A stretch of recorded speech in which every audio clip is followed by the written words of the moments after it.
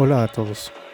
En este video hablaremos acerca de qué programas se ejecutan en una distribución de Linux y una breve explicación del flujo de arranque. Decimos que usamos Linux cuando en realidad usamos una combinación de programas que se llaman distribución. Así que, ¿qué es Linux? Linux es solo el kernel del sistema operativo. Pasemos a hablar del flujo de encendido y de la preparación del arranque. Cuando un usuario presiona el botón de encendido de una computadora, el primer programa que se usa es el firmware. ¿Qué? ¿Cómo? ¿Nani? Este programa está integrado en una memoria flash. El programa está hecho por los fabricantes de la placa base. Es el primer programa que nuestros dispositivos ejecutan. Este es el encargado de inicializar el hardware que tenemos disponible y preparar el equipo para el arranque. Este programa busca un dispositivo de arranque, ya sea en una memoria USB, un CD o un disco duro, o incluso un servidor, y busca el siguiente programa en la lista de arranque. Este es el bootloader. En el caso de Debian, este se llama Grub. Grub es una herramienta muy potente. Su tarea principal es cargar el kernel de Linux en memoria, además del init RAM file system. El kernel se ejecuta, pero no puede acceder al sistema de archivos instalado en el disco. Así que aquí entra el init RAM file system. Este es un sistema de archivos temporal que contiene un entorno de usuario pequeño. Este se encarga de crear el entorno que Linux necesita, pero el primero en ejecutarse es el kernel. El kernel ejecuta el init RAM file system y este se encarga de detectar los discos, de cargar los módulos del kernel. Si los discos tienen cifrado, aquí es donde se descifran. Encuentra la raíz del sistema de archivos y después se monta el sistema de archivos real. El siguiente paso que hace Linux es hacer un cambio a la raíz real. Si han trabajado con contenedores, con herramientas como Unshare, Root o Pivot Root, este proceso se les hará familiar, ya que es similar al que usan estas herramientas. En este punto ya tenemos Linux funcionando. Para llegar a este punto usamos tres programas: el firmware, el bootloader y el init RAM file system. En este punto vemos por qué decir que un dispositivo usa Linux es una verdad a medias, ya que hay más herramientas necesarias para que un dispositivo pueda usar el kernel. Pero esto no termina aquí, ya que aún no podemos usar nuestro dispositivo, ya que Linux solo es el intermediario con el hardware. Así que necesitamos más programas para poder comunicarnos con el kernel y este a su vez con el hardware. Aquí entra el proyecto GNU. Casi todos los comandos que usamos en el shell son programas que GNU desarrolló por separado y el conjunto se llama GNU Core Utils.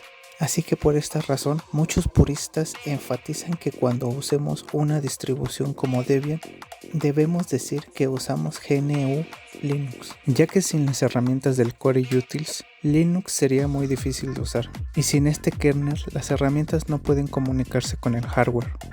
Con esto ya tenemos las herramientas mínimas para que Linux funcione.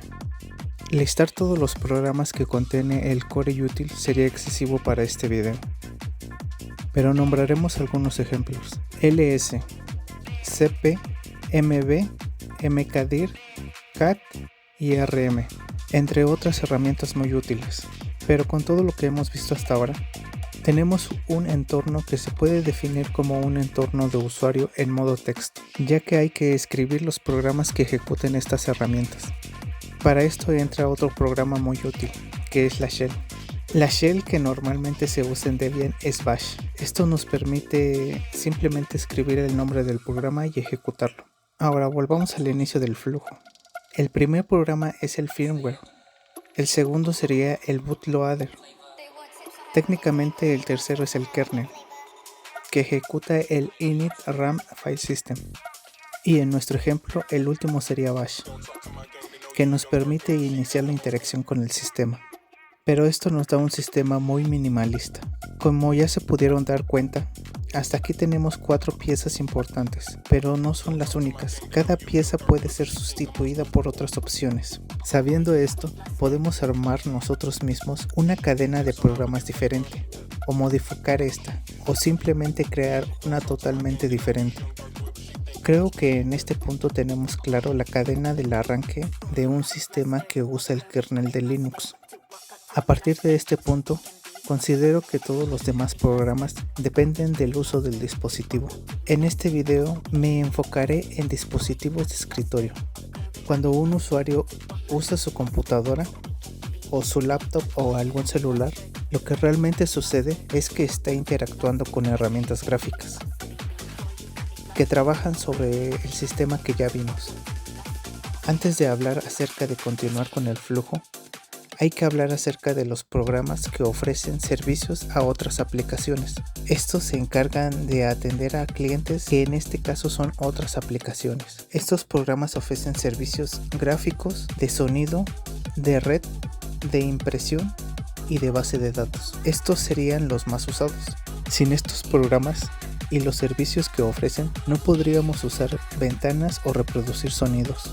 Pero si queremos usar el sistema como está, tendríamos que hacer las configuraciones manualmente y ejecutar cada programa en el orden correcto cada vez que iniciemos el dispositivo.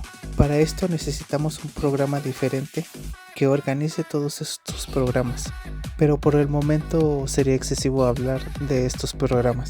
Haciendo una recapitulación rápida, vimos los diferentes programas que se necesitan y que interactúan en la cadena de arranque del sistema. Estos son los siguientes: el firmware, el bootloader, el kernel y el init RAM file system, y una breve descripción de para qué se usa. Sin más por el momento, adiós.